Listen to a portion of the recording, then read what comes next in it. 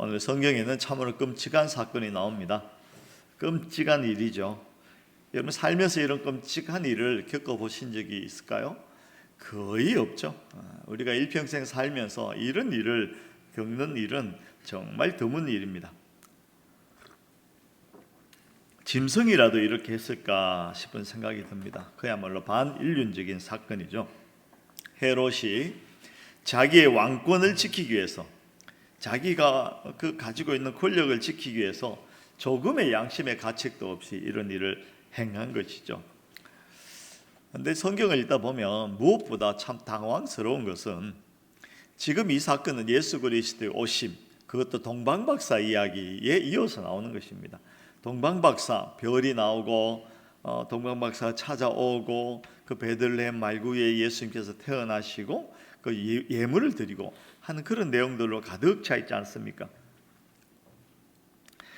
그래서 무엇보다 더 당혹한 것은 성탄절과는 전혀 어울릴 것 같지 않는 이 사건이 여기에 등장한다는 것입니다. 이런 질문을 해봅니다. 왜 이 사건을 여기에 등장시키고 있을까? 이렇게 아름다운 별이 빛나는 밤, 이 동방박사의 사건을 정말 아름답게 끝낼 수도 있지 않았을까?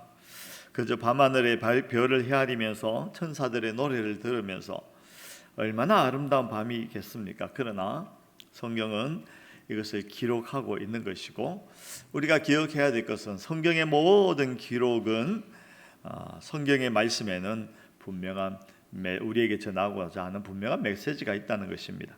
이렇게 끔찍한 사건을 기록한 이유가 있는 것입니다. 그것을 살펴보고 하나님의 은혜를 확인할 수 있기를 원합니다. 여러분, 세상에는 오늘 읽은 말씀도 그렇지만 이것보다 더 끔찍한 사건들이 많이 있습니다. 오랜 시간이 지나도 결코 지워지지 않는 붉은 자국 같은, 여러분 홀로코스트 잘 아시지 않습니까? 인류 역사에서 결코 지워지지 않는 홀로코스트, 오늘의 영아 사례와는 비교도 안 되는 광기 스림 바락 같은 그런 일이죠. 1941년부터 45년 사이에 나치 히틀러에 의해서 유대인과 슬라브족 또 집시들을 학살한 사건입니다. 그때 1100만 정도가 학살당했다고 그러죠. 1100만 명 정도. 그 중에 유대인이 한 600만 명 정도 됩니다. 그 유대인 중에서 100만 명이 어린아이였다고 합니다. 얼마나 끔찍한 일인지 모릅니다. 근데 홀로코스트 하면 멀리 있는 이야기처럼 들려서 가슴에 와닿지 않는 그런 분이 계실지 모르겠어요. 근데 우리 주위에도 보면 그와 같은 일은 아니지만 우리가 생각하기에 어떻게 저런 일이 일어날 수 있을까 의아하게 하는 일들이 많이 있습니다. 질병의 문제가 그렇지 않습니까? 사업의 실패가 또 그렇고, 어느 날 갑자기 어떤 형제 이야기입니다. 어느 날 갑자기 자고 있는데 너무 아프더랍니다. 온몸이 아파서 좀 시간이 지나면 괜찮겠지 했는데, 근데 시간이 지나도 괜찮지 않고 점점 더 아파서 병원으로 갔답니다. 119에 실려서 병원으로 갑니다. 근데 병원에서 하는 이야기가 큰 병원으로 가시죠. 여러분, 큰 병원으로 가시죠. 그러면 뭔가 가슴이 철렁 내려앉지 않습니까? 큰 병원에 가서 다 검사를 했더니 무엇이 원인인지는 잘 모르겠지만 그러나 이미 늦었습니다 라는 이야기를 받게 됩니다. 여러분, 질병의 공격은 항상 우리 주변에 있습니다. 우리가 원하지 않습니다. 그러나 그 공격이 항상 우리 주위에서 우리를 공격하고 있는 것이죠. 질병의 문제만 그렇겠습니까? 여러 가지 문제들이 우리 주변에 있고 우리를 슬프게 만들지 않습니까? 우리를 넘어뜨리지 않습니까? 그런데 여러분, 창조 시에는 하나님께서 원래 창조했던 에덴 동산에는 질병이 전혀 없었습니다. 질병뿐 아니라 어떤 아픔도 없었던 것이죠. 어떤 슬픔도 없는 것입니다. 그런데 왜 거기에 질병이 들어오고 슬픔이 들어오고 아픔이 들어왔을까요? 죽음이 들어왔을까요? 죄 때문이죠. 죄가 들어오고 난부터는 죄악의 권세가 이 땅을 지배하면서, 이 인생들을 지배하면서 우리 모두가 그 사망의 권세 아래 눌려서 살게 되는 것입니다. 사망의 권세가 왕노릇하게 되는 것이죠. 그래서 모든 인생은 죄에 눌려서 사망 가운데 살아가게 되는 것입니다. 사망의 지배를 받게 되는 것입니다. 우리는 늘 불안한 존재가 될 수밖에 없는 것입니다. 우리의 무능함이 끝이 어딘지를 모릅니다. 무능이 어디서 나타납니까? 원하지 않지만 죄를 지을 수밖에 없는, 죄 짓지 않는데 얼마나 무능한지 모릅니다. 실수합니다. 넘어지고 또 넘어집니다. 한번 지었으면 그만 지으면 될 것인데 습관적으로 죄를 짓습니다.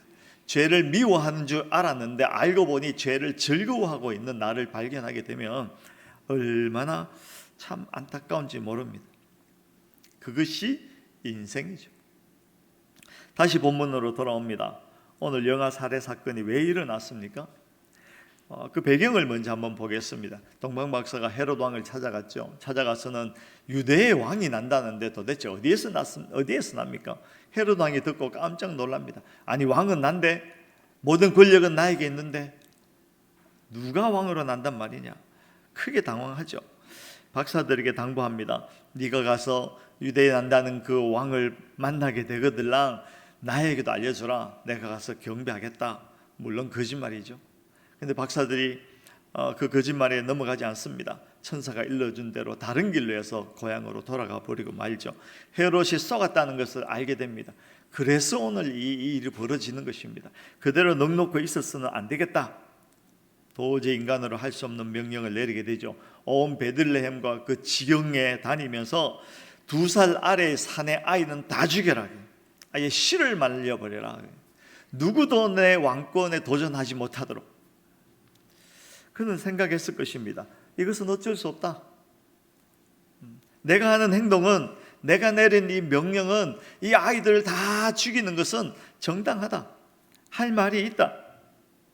내 왕위를 지키기 위해서는 어쩔 수 없는 일이다. 그날에 온 베들레헴과 그 지경에는요, 곡소리가 끊이지 않습니다. 집집마다 곡소리가 납니다. 온 동네와 그 지경에 어머니의, 그 아이를 잃은 어머니의 처절한 울음소리가 바로 이 사건입니다. 왜 이 사건을, 이 비참한 이야기를 동방박사 예수 그리스도의 나심의 사건과 이어 놓았을까요? 근데 성경은 그 이유를 바로 말씀하고 있습니다. 마태복음 우리가 읽은 17, 18절입니다. 이유를 이렇게 이야기합니다. 이 사건이 일어난 이유는 무엇이냐면 이에 선지자 예레미야를 통하여 말씀하신 바 예레미야의 예언을 가져오죠. 라마에서 슬퍼하며 크게 통곡하는 소리가 들리니 라헬이 그 자식을 위하여 애곡하는 것이라. 그가 자식이 없으므로 위로받기를 거절하였도다 함이 이루어졌느니라. 이 사건은 과거에 예레미야가 예언한 그 예언이 이루어진 것이다, 이렇게 말씀하시는 것이죠. 이 말씀은 어디에 있냐면 예레미야서 31장 15절에 있는 말씀입니다.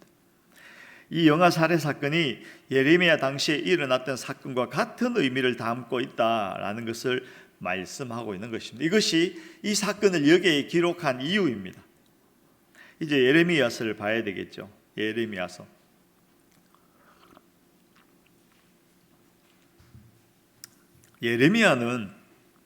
예레미야서는 예레미야 선지자가 기록한 말씀입니다. 성경인데 그 예레미야 선지자는 별명이 있었습니다. 별명이 무엇이었냐면 눈물의 선지자였어요. 눈물의 선지자. 기원전 627년부터 580년 사이에 활동한 선지자입니다. 그와 같이 활동했던 선지자는 스바냐, 하박국, 다니엘, 에스겔 이런 사람들이 동시대에 활동했던 선지자들이죠. 이 예레미야는 남왕국, 그러니까 유다에서 활동했던 선지자입니다.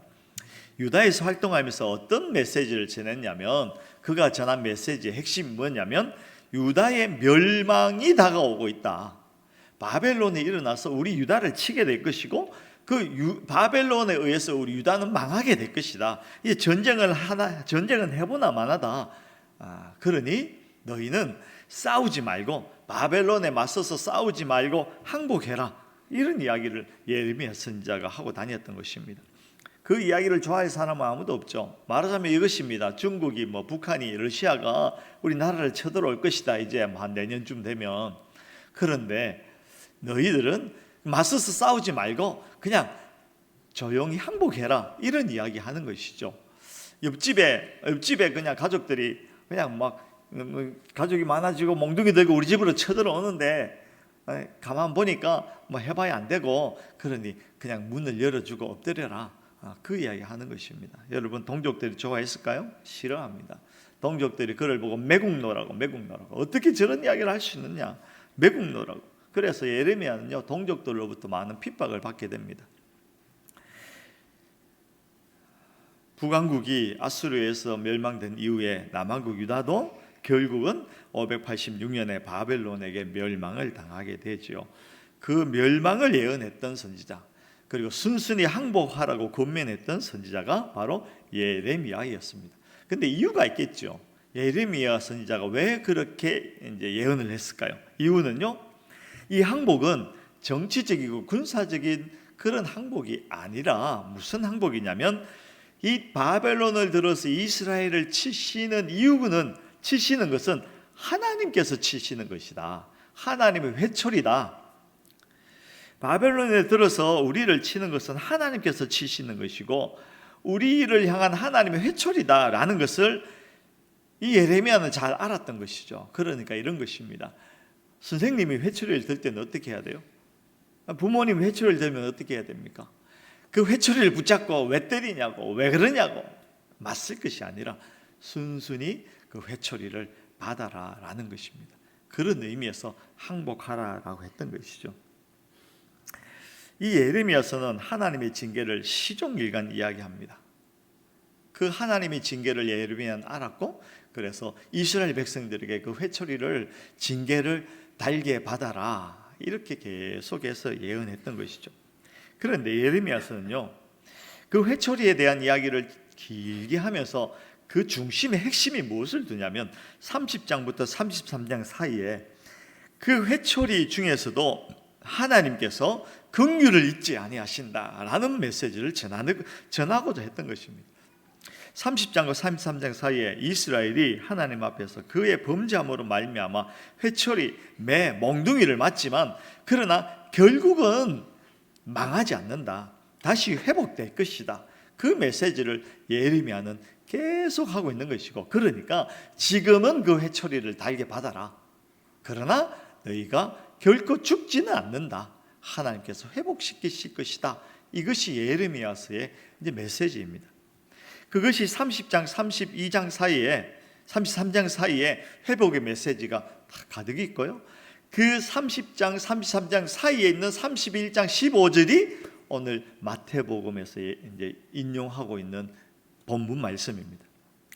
그 31장 15절을 마태복음 2장 28절에 인용해서 이 영아들이 죽어가는 이 끔찍한 사건이 무엇이냐면 바로 예레미야서에 있는 예언의 성취다, 이런 말씀을 하는 것이죠. 그러면 우리가 예레미야서를 좀 더 살펴봐야 될 것입니다. 예레미야서 31장 15절에 라헬의 큰 울음이 나옵니다. 라헬이 울어요. 왜 우냐면 자식을 위해서 애곡하는데 자식이 없음으로 말미암아 우는 것입니다. 울고 울어서 사람들이 와서 위로합니다. 괜찮아. 그러나 이 라헬은 위로받기도 거절합니다.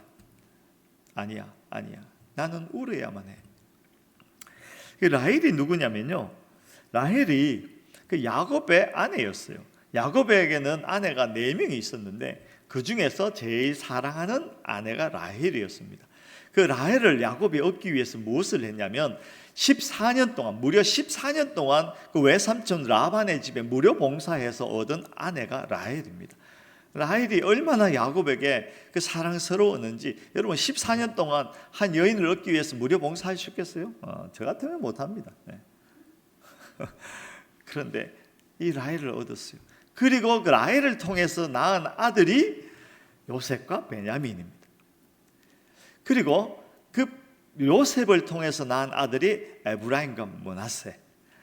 근데 여러분 에브라임을 여러분 우리가 어떻게 기억하냐면, 그 야곱이 이제 나이 많아 죽게 되었는데 요셉이 그 아들들 둘을 데리고 야곱에게 가서 축복을 받게 합니다.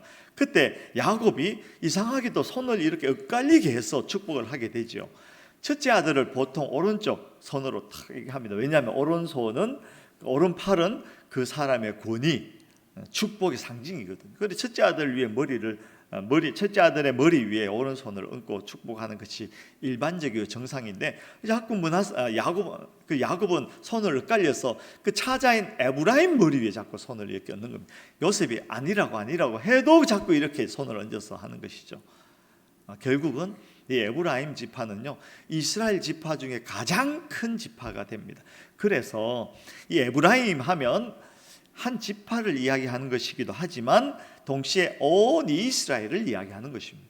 그래서 무슨 일이냐면, 라헬이 왜 우냐면 그 아들, 물론 그 바로 아들이 아니라 손자지만 그 라헬이 자식이 없어서 운다. 그 에브라임이 다 망하여서 아수르로, 또 에브라임이 다 망하여서 바벨론으로 포로로 끌려간 것 때문에 운다는 이야기입니다. 라헬이 자식이 있죠. 라헬이 자식을 낳았죠. 그러나 없다는 것입니다. 왜냐하면 징계를 받아서 포로로 끌려갔기 때문에. 그래서 라헬은 지금 울고 또 우는 것입니다. 자식이 있지만 없어요. 다 망해서 바벨론으로, 아수르로, 포로로 다 끌려. 그 라헬의 자식들이 다 포로로 끌려가서 더 이상 남아있지 않음을 통해서 울고 또 우는 것입니다. 이스라엘 백성이 포로로 끌려간 것입니다. 그들이 그 에브라임이 왜 끌려갔습니까? 오늘 예레미야의 선지자의 예언에 의하면 죄 때문에, 하나님께서 그들의 죄를 그냥 두고 보지 아니하시고 징계하셨어요. 자신들의 죄에 대한 징계 때문에 포로로 끌려간 것입니다. 그 자신들의 죄로 말미암아 하나님의 징계를 받은 결과라는 것이죠. 죄가 들어온 이후에 이 세상이 어떻게 되었습니까? 온통 죄악이 지배하는 사망의 도성이 되었습니다. 누군가를 밟지 않으면 내가 밟힐 것 같은 그런 불안감에 떨면서 사는 세상. 그래서 섬김과 긍휼보다는, 사랑보다는 끊임없이 누군가를 경계하고 호시탐탐 노리고, 누군가를 밟고 이랬으면 그것이 성공이라고 포장되는 그런 이상한 죄악의 도성에 우리가 살고 있는 것이죠. 그뿐 아닙니다. 그 속에 살면서 나도 여전히 그 죄악 속에서 그것이 당연한 줄 알고 죄 짓는 것을 즐겨하는 그런 인생으로 사는, 그러다 어떻게 되었습니까? 결국은 패망하게 되는 것이죠. 그 죄에 대한 징계로 말미암아 패망하게 되는 것입니다. 마태복음은 이 예레미야서의 라헬의 울음을 인용해서 영아살해 사건의 의미를 먼저 전해주고 있는 것입니다. 영아들이 죽어나가는 것은 참으로 끔찍한 일이고 비극적인 일입니다. 다시는 일어나서는 안 되는 일입니다. 그러나 우리는 그 사건의 가장 깊은 곳에 도사리고 있는 죄악의 권세를 볼 수 있어야 됩니다. 이렇게 질문을 해보겠습니다. 왜 영아 살해 같은 그런 끔찍한 일이 일어날 수밖에 없었을까요? 답은 한 가지입니다. 죄 때문이죠. 헤롯의 깊은 곳에 또알이 틀고 있는 죄악의 권세가 헤롯을 움직여서 그 끔찍한 일이 일어나게 된 것입니다. 죄악이 우리 사회를 지배함으로 온갖 수치스러운, 입에 올리기도 끔찍한 일들을 만들어내는 것입니다. 여러분, 얼마 전에 뉴스에서 한 여자가 죽었어요. 그런데 그 여자를 죽인 남자가, 애인이 전국 수석한 사람이라면서요. 수능에서. 그런 일을 저지를 줄 누가 알았겠습니까? 여러분, 가려져 있어서 그렇지 만일 모든 것이 백일나에 다 드러난다면 얼마나 더럽고 추악한 일들이 우리 주변에서 또 우리 속에서 일어나고 있는지 모릅니다. 그 속에 살면서 우리는 죄와 무관하지 않게 살게 됩니다. 넘어집니다. 쓰러집니다. 그리고 끊임없이 변명하게 되지요. 변명하지 않으면 수치스러워서 살 수 없으니 변명하는 것입니다. 가면을 씁니다. 남들도 그러니 나도 그런다. 아니, 이 세상을 살아가려면 어쩔 수 없다. 그러나 하나님의 징계를 피할 수 있는 변명은 되지 못합니다. 오늘 영아 살해 사건은 단지 영아를 죽인 사건이 아니라 이 세상이 죄악의 권세 아래 눌려 있다는 것을, 그래서 사망이 왕노릇하고 있다는 것을 선명하게 보여주는 사건이라는 것입니다. 그래서 오늘도 라헬은 자식이 없어서 울고 또 우는 것입니다. 위로받기도 거절하면서 우는 것입니다. 이제 한 걸음 더 나아가 보도록 하겠습니다. 하나님의 말씀. 이 성경이 단지 징계로 끝난다면 우리는 얼마나 비참한 존재이겠습니까? 그러나 결코 징계가 목적은 아니죠. 예레미야서를 계속 보겠습니다. 15절을 보면 이제 하나님께서 얼마나 드라마틱하게 회복할 것인가를 말씀하기 위한 그 서막으로 말씀하는 것이고 16절에 바로 이어집니다. 31장 16절에 여러분 성경을 한번 찾아보겠습니다. 예레미야서 31장 16절입니다.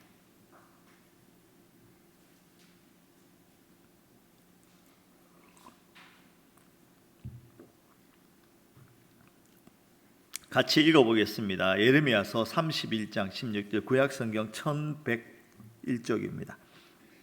16절 31장 16절 시작. 여호와께서 이와 같이 말씀하시니라. 내 울음소리와 내 눈물을 멈추어라. 내 일에 싹을 받을 것인즉 그들이 그의 대적의 땅에서 돌아오리라. 여호와의 말씀이니라. 여호와께서 말씀하십니다. 라헤라 라헤라 라헤라 라헤라 내 울음소리와 내 눈물을 멈추어라. 왜요? 내가 왜 그렇게 해야 하나요?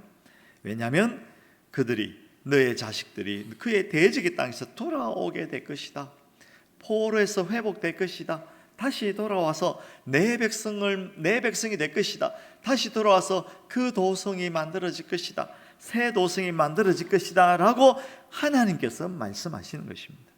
여러분, 예레미야서 31장은요 전부 이 회복의 말씀으로 가득 차 있습니다. 특별히 17절 20절을 한번 보겠습니다. 같이 읽어보겠습니다. 계속 17절부터 20절까지 교독합니다. 너의 장래에 소망이 있을 것이라. 너의 자녀가 자기들의 지경으로 올라오리라. 여호와의 말씀이니라.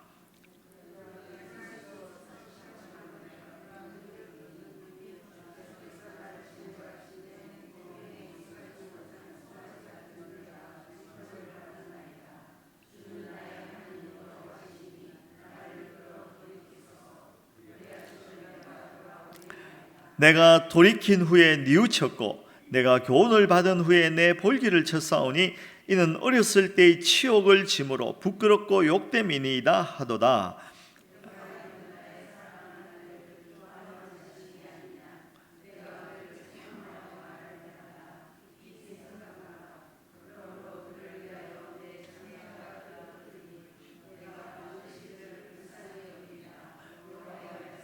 아멘. 18절을 한번 보시기 바랍니다. 18절에 아주 중요한 단어가 있죠. 징벌입니다. 징벌. 이 이스라엘 백성들이 에브라임이 포로로 끌려간 것은 그들의 죄로 인한 하나님의 징벌이란 회초리. 여러분, 회초리는요 죽이자고 하는 것이 아닙니다. 살리기 위한 것이죠. 그리고 19절을 보십시오. 그것을 통해서 19절의 중요한 단어는 교훈을 받았던 교훈을 받은 후에 그 다음에 20절에 하나님께서는 그 에브라임 포로로 끌려간 이스라엘 백성들을 말씀하시기를 나의 사랑하는 아들이라. 그리고 계속해서 말씀하시기를 깊이 생각하노라. 내가 그를 책망하여 말할 때마다 깊이 생각하노라. 그러므로 그를 위하여 내 창자가 들끓으니 그들을 때리고 여러분 회초리 맞는 아들이 아플까요? 때리는 엄마의 팔이 아플까요? 엄마의 가슴이 아플까요? 그건 엄마가 돼봐야 안 돼요. 사랑하면 사랑할수록 아픈 것이죠. 그리고 20절 마지막에 내가 반드시 그를 불쌍히 여기리라. 긍휼히 여기리라. 여호와의 말씀이니라. 무엇입니까? 그의 백성을 지시는 것은 사랑하기 때문이라는 것이죠. 지금 당하는 모든 어려움은 그들을 정화시키기 위한 과정이라는 것입니다. 버리기 위한 심판이 아니라는 것입니다. 지금은 저들이 멸망하여 포로로 끌려갔지만, 포로에서 종살이 하지만 징벌을 받아서 고통 가운데 있지만 세상 권세 속에 눌려서 신음하며 넘어지며 나의 이 안타까운 모습 때문에 울고 또 울지만, 그러나 결국 하나님께서는 저들을 회복시키실 것이다. 저들을 정화시키고 정화시켜서 하나님의 아들로 다시 세우실 것이다 라는 것을 이야기하시는 것이죠. 그러므로 유대인들은요, 우리는 지금 성경을 이렇게 살펴보고 연구를 해야지만 유대인들은요 이 말씀을 다 외웠어요. 그래서 유대인들은요 이 예레미야의 메시지를 이미 잘 알고 있었어요. 그래서 마태복음에 있는 이 말씀을 읽으면서 마태복음 2장 18절을 읽는 그 순간 이 말씀은 예레미야서의 예언이구나, 그것을 척하면 알고 그 예언을 읽으면 어디까지 연결되냐면 이 예언의 말씀은 그 징계에서 끝나는 것이 아니라 16, 17, 18, 19절로 이어지는 하나님의 회복의 말씀을 이야기하는 것이다 라는 것을 이미 다 알고 있었어요. 그 마태복음의 말씀을 듣는 사람은 누구든지 그 이야기를 알게 되는 것입니다. 그러니까 영아 살해 사건은요 단지 영아들의 비참한 이야기가 아니라 그것이 어떤 의미를 담고 있다는 것을 마태복음을 읽는 유대인들은 다 알게 됩니다. 무엇을 회복을 담고 있다는 것을. 마치 이런 것입니다. 여러분, 우리가 옛날 시골에 내려가기 위해서 서울역에 보따리, 개나리 보침 다 들고 이제 플랫폼에 앉아 있다가, 요즘 서울역에 그랬나 모르겠는데 멀리서 기차가 들어올 땐 막 기차의 기적 소리가 막 울리잖아요. 찍, 삑삑. 근데 그걸 보고 시끄럽다, 조용해라, 그렇게 이야기한 사람 아무도 없어요. 물론 시끄러워요. 막 깜짝 놀라기도 합니다. 그러나 그 시끄러운 기적 소리 이후에 무엇이 들어옵니까? 나를 어머니가 계신 고향으로 태워줄 기차가 들어온다는 것을 모두가 다 알고 있기 때문에 그 시끄러운 기적 소리를 시끄러워하지 않습니다. 그 기적 소리가 들리면 다 자리를 털고 일어나서 보따리를 들고 이제 기찻길로 나가게 되죠. 기차 타는 곳으로 가게 됩니다. 그와 같은 것입니다. 영아 살해 사건은 가장 비극적인 사건으로 우리가 사건이지만 그 사건을 우리가 목도하고 그 사건이 예레미야서에 기록되어져 있는 그 예언의 성취라는 것을 듣는 순간 이 사건 이후에 벌어질 하나님의 회복을 기대하게 하는 것입니다. 그 회복을 바라게 되는 것이죠. 성도는 그 하나님께서 이루실 회복까지를 다 볼 수 있는 눈을 가지게 되는 사람들이 성도입니다. 유대인들만 그런 것이 아니라 오늘 우리가 마태복음을 읽으면서 그 마태복음 2장 18절 말씀이 예레미야서 31장 15절 말씀이고 그 15절 말씀은 16, 17, 18, 19, 20절이 따라오는 것이다 라는 것을 우리가 알고 확인하는 순간 오늘의 징계가 그저 징계로 끝나지 않고 하나님의 회복하심으로 이어진다는 것을 알게 되는 사람, 그게 바로 저와 여러분들이라는 것이죠. 그것을 볼 수 있는 눈을 가지는 사람이 성도라는 것입니다. 다시 예레미야서로 가보겠습니다. 회복의 장 31장의 절정이 나옵니다.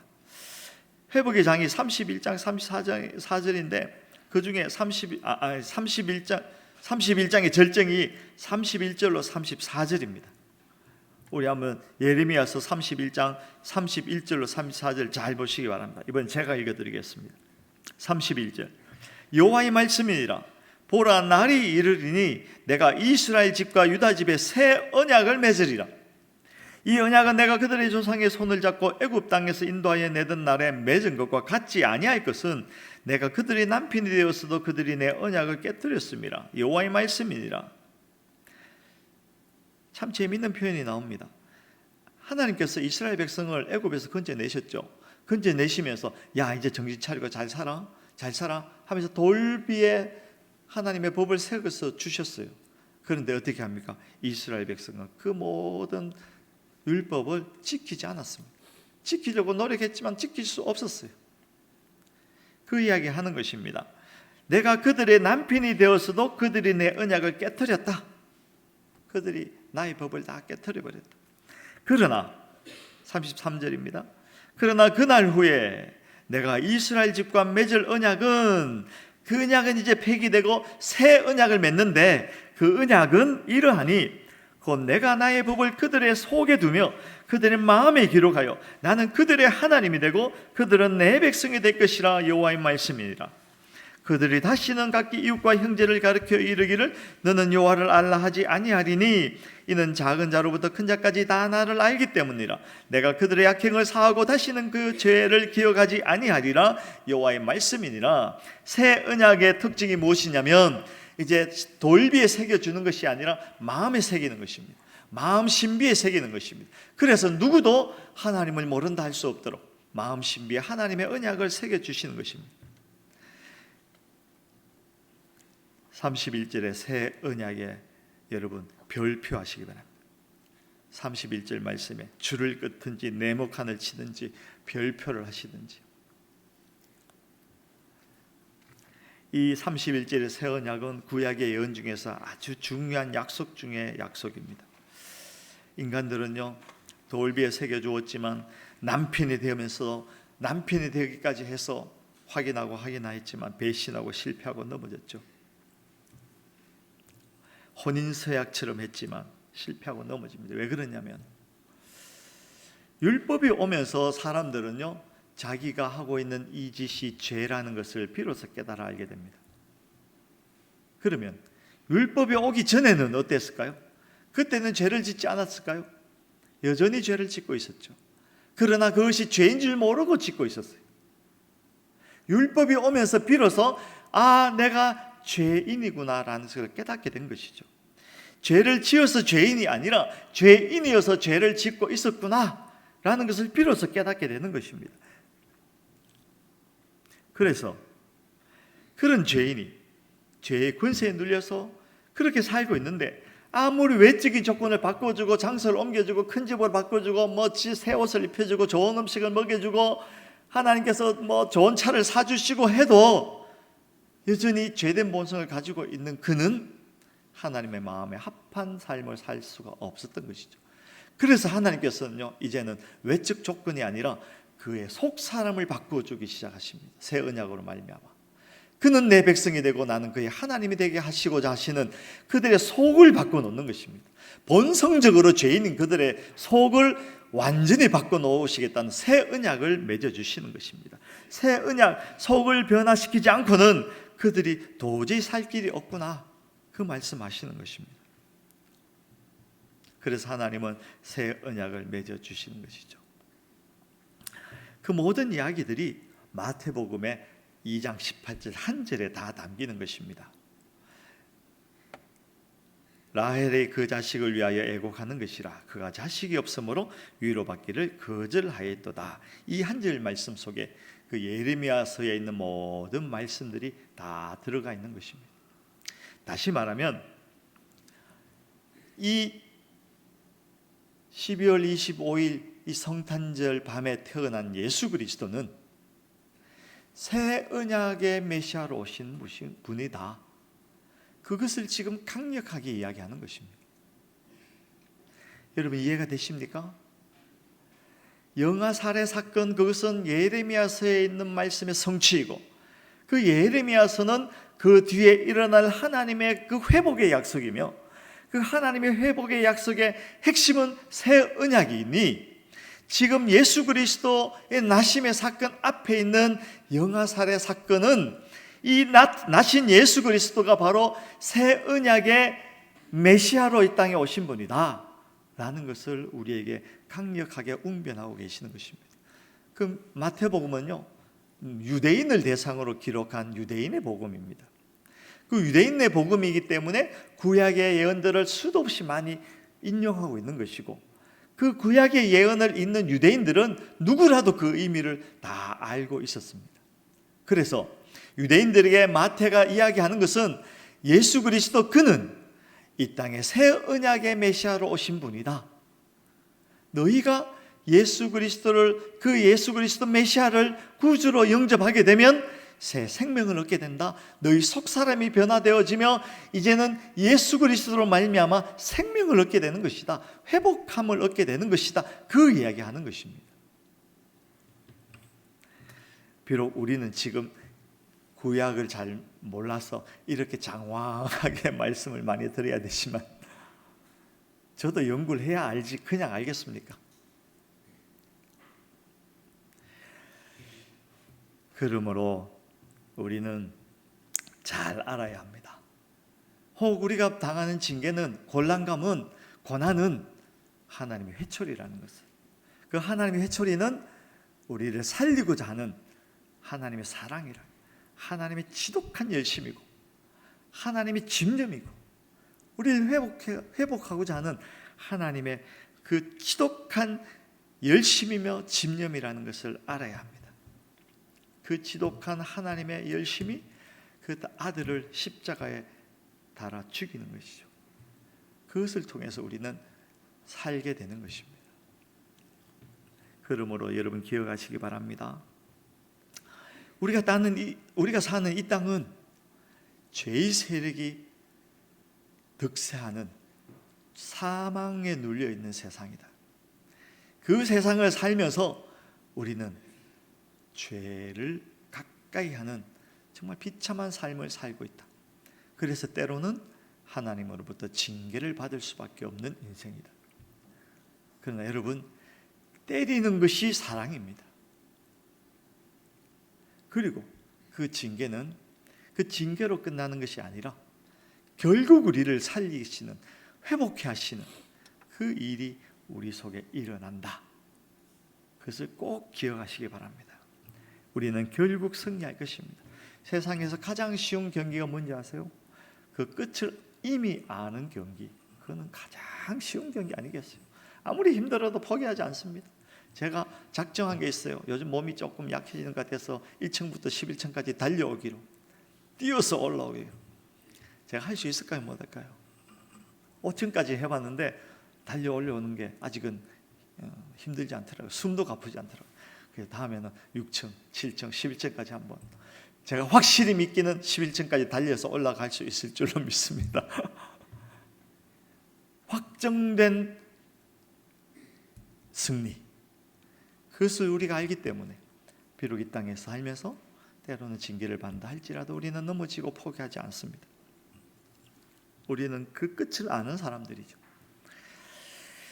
제가 아까 말씀드렸던 119에 실려서 병원에 가신, 그래서 이제 시간이 얼마 남지 않았다는 그 이야기를 들은 분을 찾아갔어요.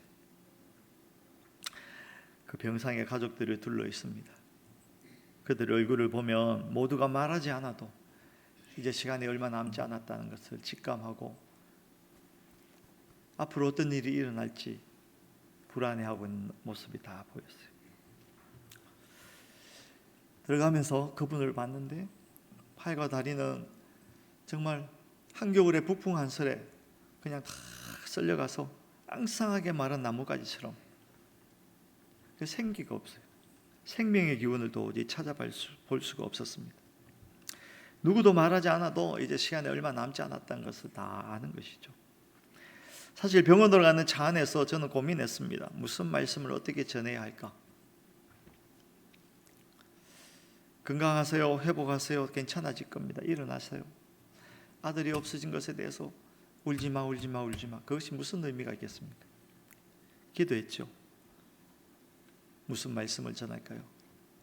예수 그리스도의 복음을 전하라는 마음이 가득 차오는 것을 느끼게 됩니다. 그래서 둘러서 있는 그곳에 들어가서 낮은 목소리로 먼저 찬양했습니다. 나 같은 죄인 살리신, 나 같은 죄인 살리신 예수 그리스도, 나 같은 죄인 살리신 주 은혜.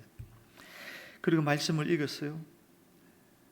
주 예수를 믿으라. 그리하면 너와 내 집이 구원을 얻으리라.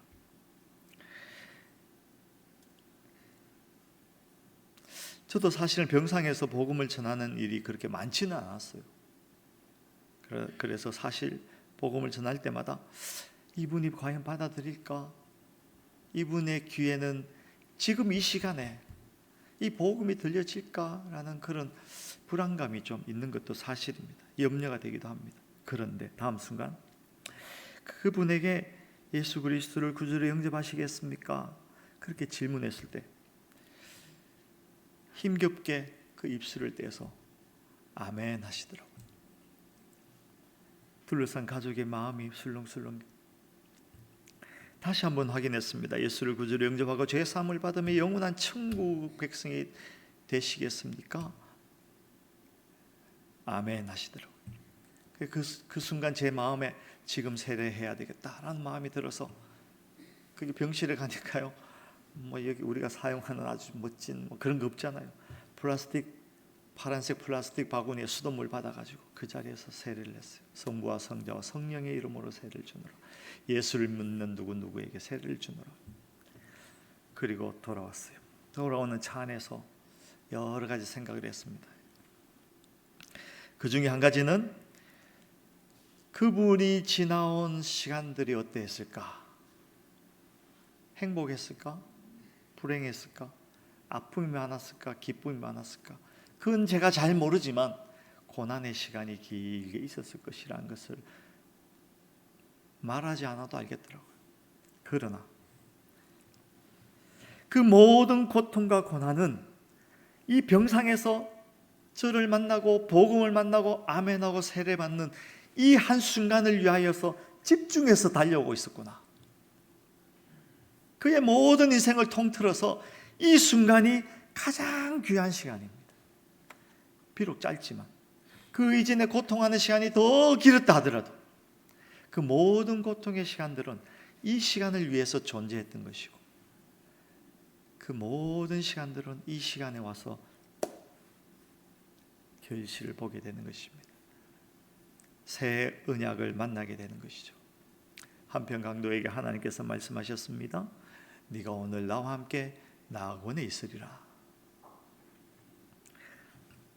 기도하시겠습니다. 하나님 아버지,